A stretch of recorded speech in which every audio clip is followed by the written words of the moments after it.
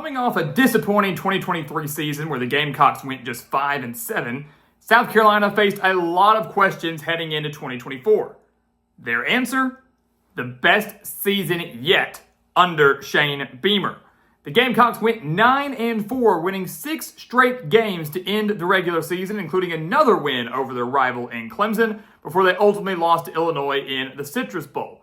But now, expectations are higher than ever entering 2025, and South Carolina is a college football playoff contender.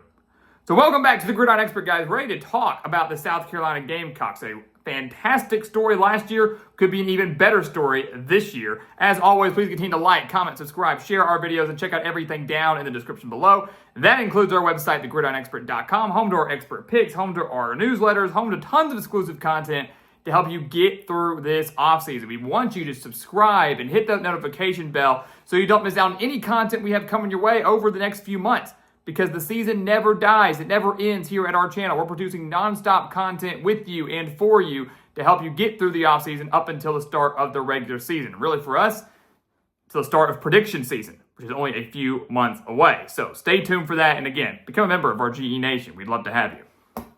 So, I said just a second ago, South Carolina is a college football playoff contender, and that does sound like a crazy thing to say, especially over the last few years. They've had decent seasons under Shane Beamer, but playoff contenders, not really. The funny thing is, last year, Carolina had a case to make the 12-team college football playoff, right? They had a case for that, right? This was a team that was so close. If they had just won one of those really close games, this is a team that I think would have been in the 12-team field. I mean, think about it.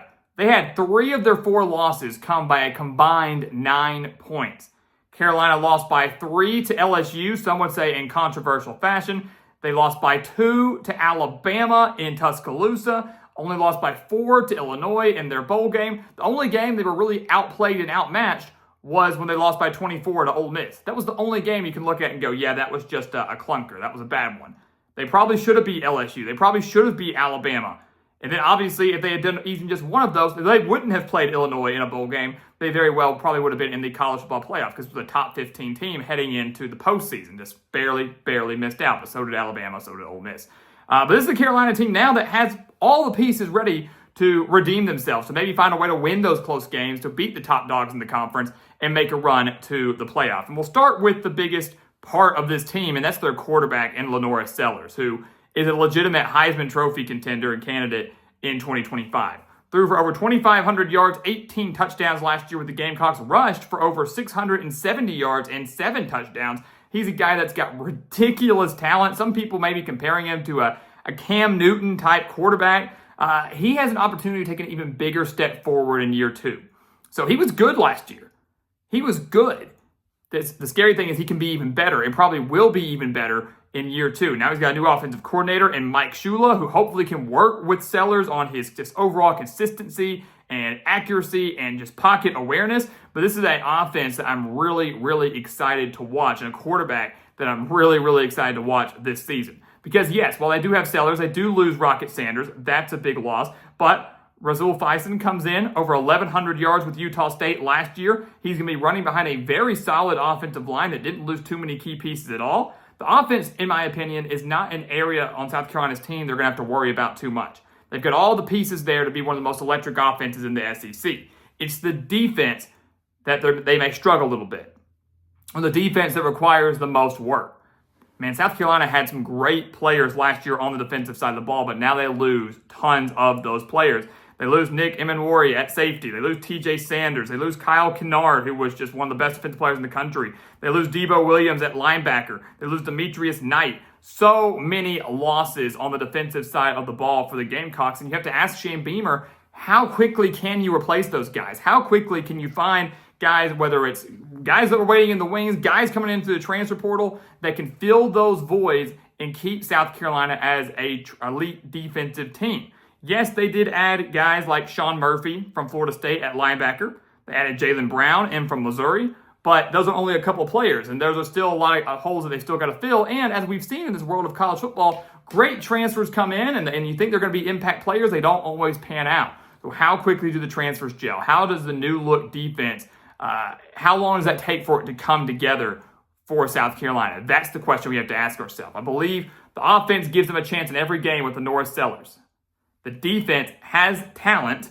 How quickly does it gel? How quickly does it come together? And how quickly do you replace? Again, these were guys that we mentioned with Emanwari and Sanders and Kennard. These weren't just like, sophomore players that jumped. These were veteran players, very experienced players that were the anchors of your defense that are now gone. And now you have to find somebody else to not just replace them from an experience standpoint, but replace them from a leadership standpoint as well. So that's the million-dollar question.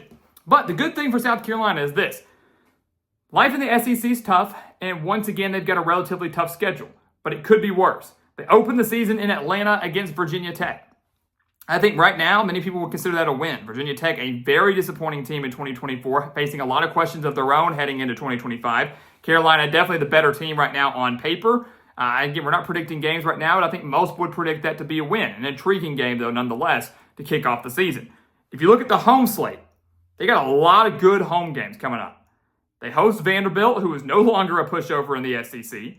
They host Kentucky, who could struggle mightily in 2025. They get to host Oklahoma, which is big, considering the Sooners should bounce back a little bit in 2025. They host Alabama, and they host Clemson.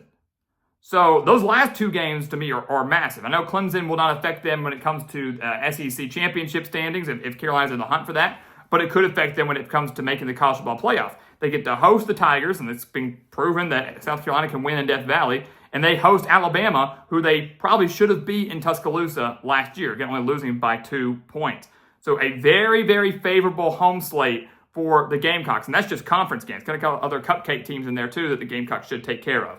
On the road, they have to go to Missouri, to LSU, to Ole Miss, and to Texas A&M. So 4 very difficult road games there. I think, at first glance, you could argue they could hang with Missouri. You could argue they can maybe hang with Texas A&M. And really, for me, I'm looking at Carolina's schedule as a whole, and we'll do a deeper dive on this later on. I think right now, as of this moment, South Carolina would probably be favored in 8 games on their schedule. I think if you were to put a point spread out there for all 12 games, I think they'd be favorites. Even if it's only by like half a point, I think they'd be favorites in about 8 games. So what that tells me is that South Carolina has to find probably 2 upsets in there, most likely coming on the road, if they want to make the college football playoff. And that can be done. I think if South Carolina takes care of business at home, which is a very difficult place to play, especially when this team's good, if they take care of business at home and find a way to split those 4 road games we mentioned against Missouri, LSU, Ole Miss, and A&M, if they can just win 2 of those, they have a very strong case to make the college football playoff. And again, that's assuming they go undefeated at home and they take care of business against Virginia Tech and Atlanta. But I like their odds in a lot of those games. So find a way to split the road games. Find a way to split those difficult road games, and you could have yourself in position for the CFP. Because here's the thing. We've talked about this. You can be a 2-loss team and get into the 12-team playoff. Heck, you could probably maybe even be a 3-loss team. Depending on what the rest of the country does, what the rest of these teams do, you could have an argument to get in as a 3-loss team. Ole Miss was vouching for their spot. Carolina was vouching for their spot. Alabama was vouching for their spot. We had a lot of teams last year that believed they should have been in, even as just a 12 seed, 11 or 12 seed, as a 3-loss team. Obviously, you'd rather not put yourself in that position. I think 2 losses is probably the max. But 3 could keep you in, especially if you have a lot of good quality wins on your schedule and no bad losses. Now we're talking like it's the NCAA tournament. But regardless, this South Carolina team has all the pieces.